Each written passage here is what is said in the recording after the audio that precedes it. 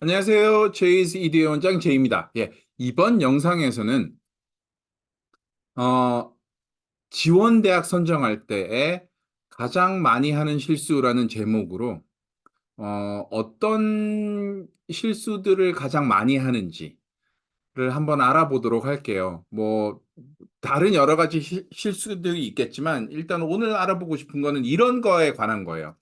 학교 내비앙스 보니까 우리 아이 GPA나 ACT, SAT 스코어보다 훨씬 낮은 아이가 지원 탑 10에 합격했어요. 그러니까 우리 아이는 합격하겠죠. 요런 것들에 관해서 어떻게 하면 지원대학 선정을 더 잘할 수 있을지, 어떻게 하면 이런 실수들을 최대한 피할 수 있을지 한번 알아보도록 할게요.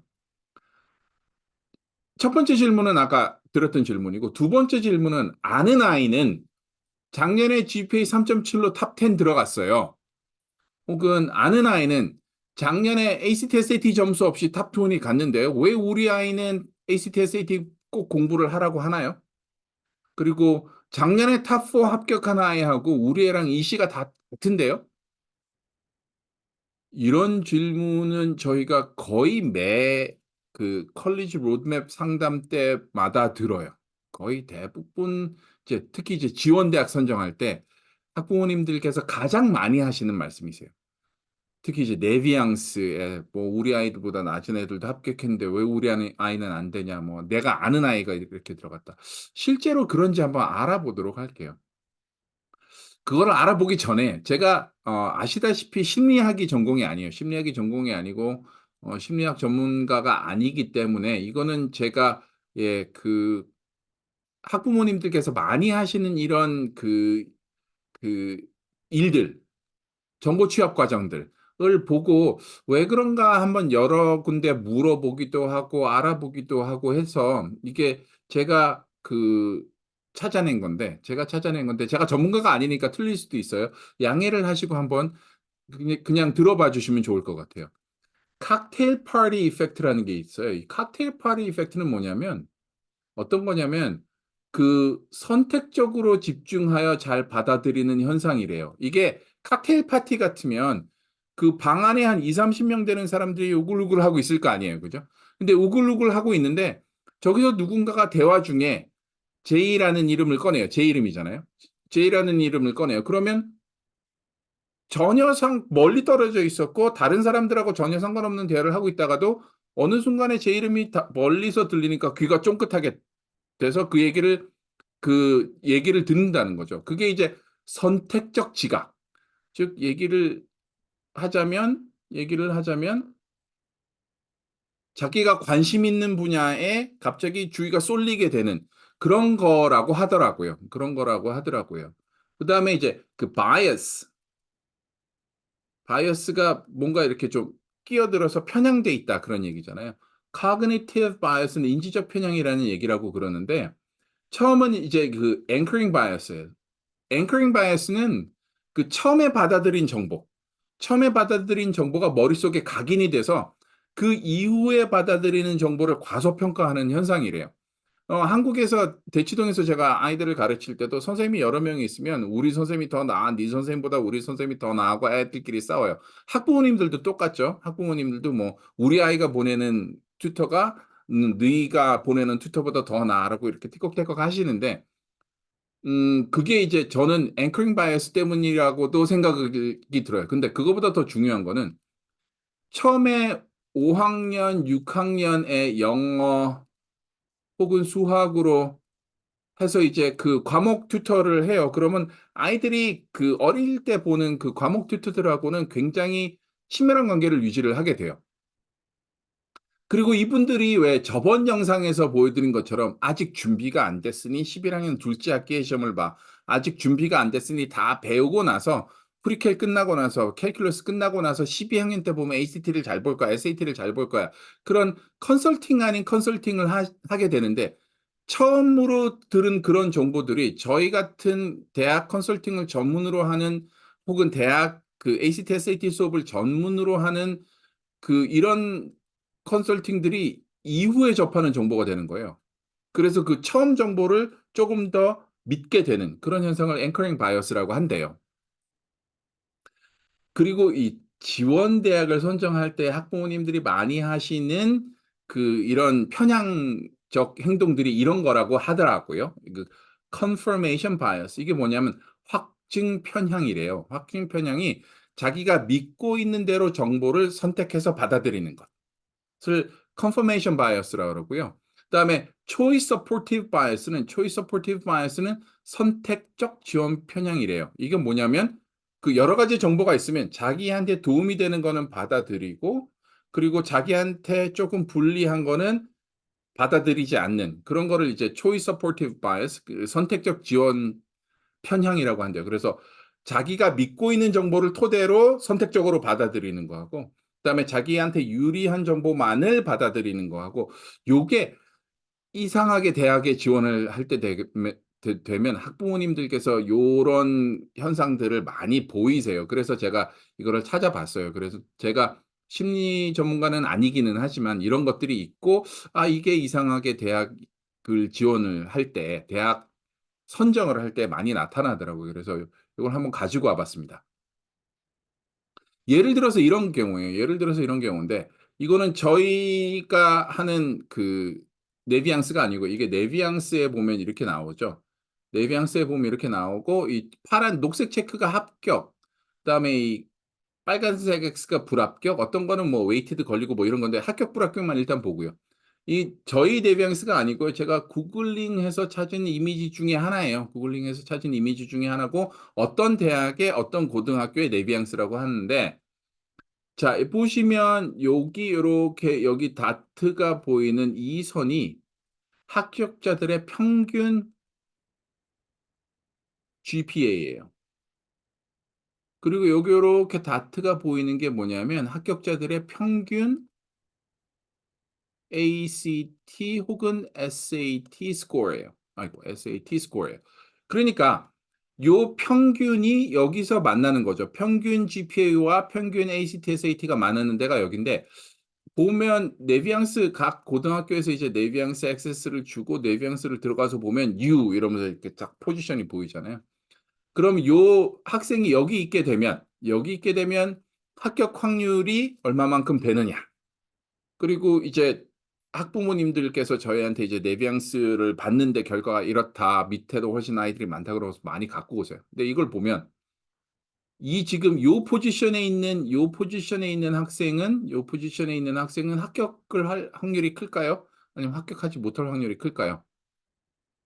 이게 사실은 저희가 이런 경우를 보면 학부모님들한테 항상 이렇게 말씀드리죠. "이거는 거의 불가능합니다."라고 말씀드려요. "이거는 거의 불가능합니다."라고 말씀을 드려요. 아카데믹만으로 대학을 지원을 할 때. 여기 지금 밑에 있는 이 녹색 체크 합격한 학생들의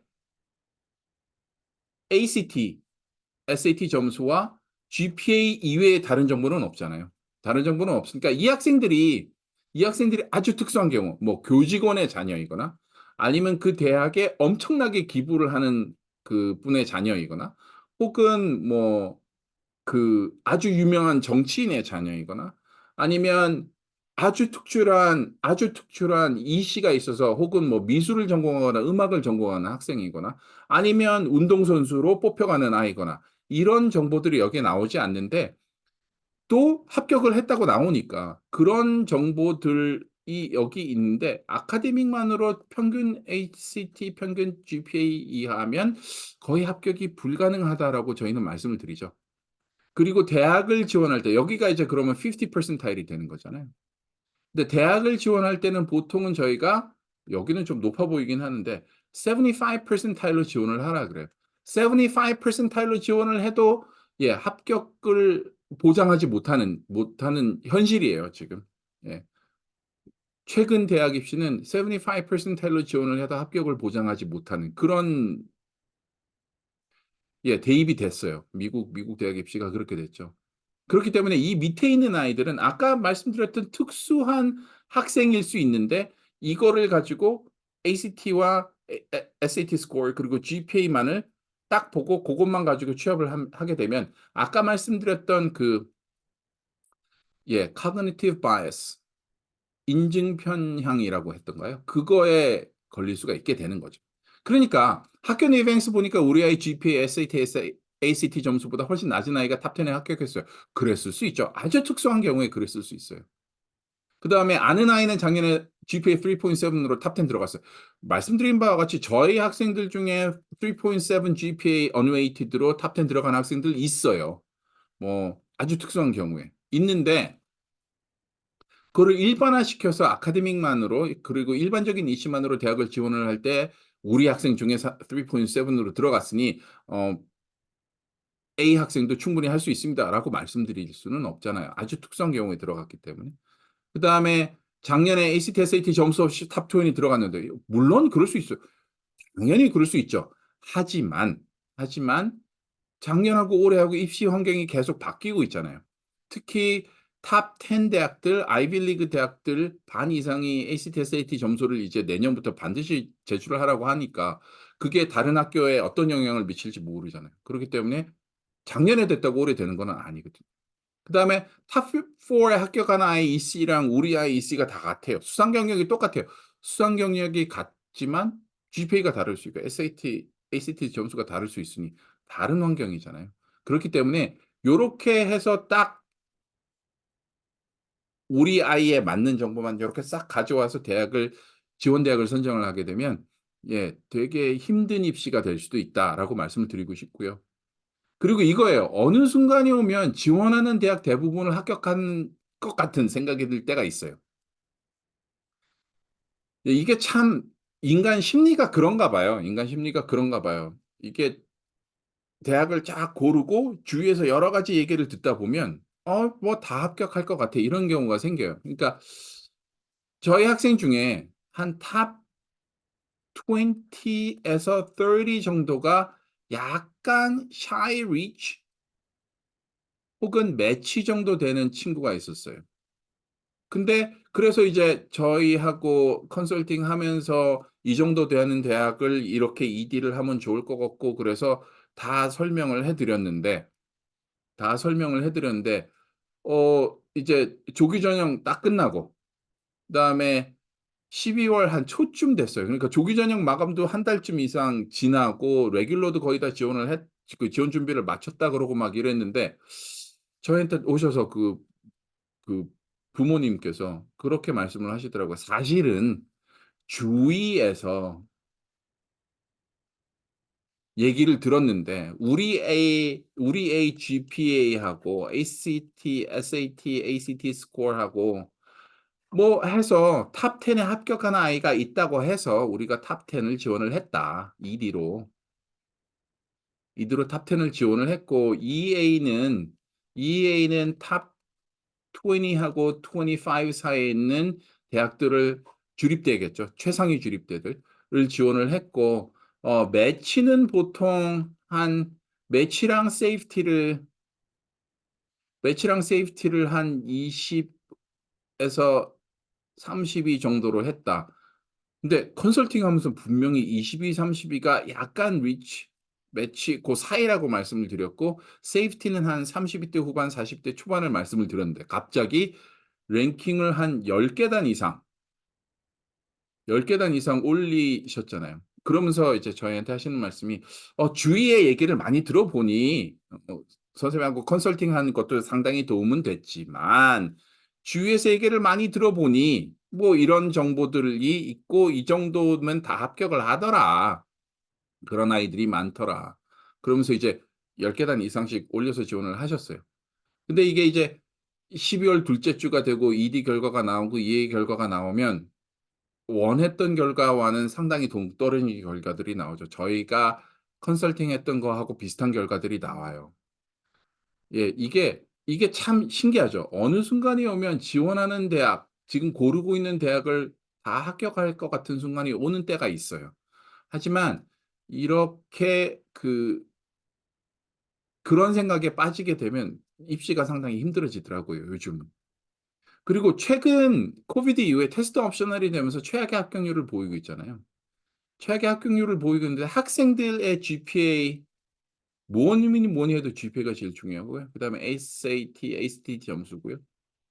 그다음에 EC, extra curricular고요. 요것들을 다 포함해서 객관적으로 학생들의 그 정보를 보고 그리고 그거에 맞는 대학을 선정을 하는 것이 중요할 것 같고요.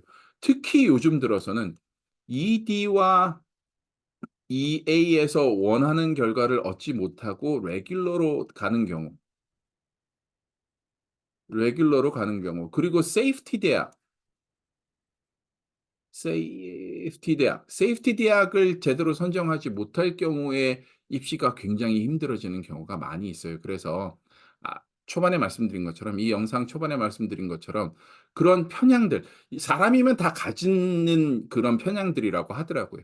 사람들이면 다 갖게 되는 그런 마음들인데 고거를 넘어서서 객관적으로 아이의 학생의 GPA와 ACT, SAT 점수와 EC 이런 걸 가지고 대학을 선정을 하면 훨씬 더 나은 원하는 결과를 가져올 수 있다고 그렇게 생각이 돼서 요번 영상을 준비해 봤습니다. 예. 요게 이제 제가 하는 그 칼럼이죠. JEDU 칼럼인데 요게 이제 말씀드리는 것처럼 매 영상에서 말씀드리는데 8년 동안 매주 썼어요. 8년 매주. 요거를 어디서 확인하실 수 있냐면 저희 웹사이트 오셔서 저기 메뉴란에 보시면 제이스 칼럼 이렇게 있는 것 클릭하시면 거기 다 있고요. 그다음에 요게 이제 하버드 발표했을 때 제가 바로 쓴 거라서 이게 한 1주 반, 2주 정도 된 것 같아요.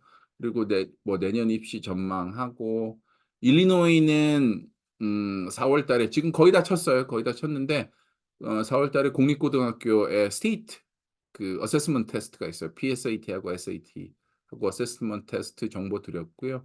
그래서 저희 서머 캠프 광고고요. 그래서 저희 웹사이트 오셔서 확인을 하시면 충분히 보실 수 있고요. 다 모아 놨으니까. 그리고 시카고 교차로 가셔서 확인을 하실 수도 있어요. 저희 jcedu.com 웹사이트에 오시면 밑에 쭉 첫 번째 페이지에 대문을 쭉 내려보시면 밑에 유튜브 퀘션 보내실 수 있는 클릭 링크가 있으니까 그거 클릭하셔서 질문 작성해서 보내주시면 저희가 최선을 다해서 답변 드리도록 하겠습니다. 예, 오늘 방송 여기서 마치고요. 예, 다음 영상으로 뵙겠습니다. 감사합니다.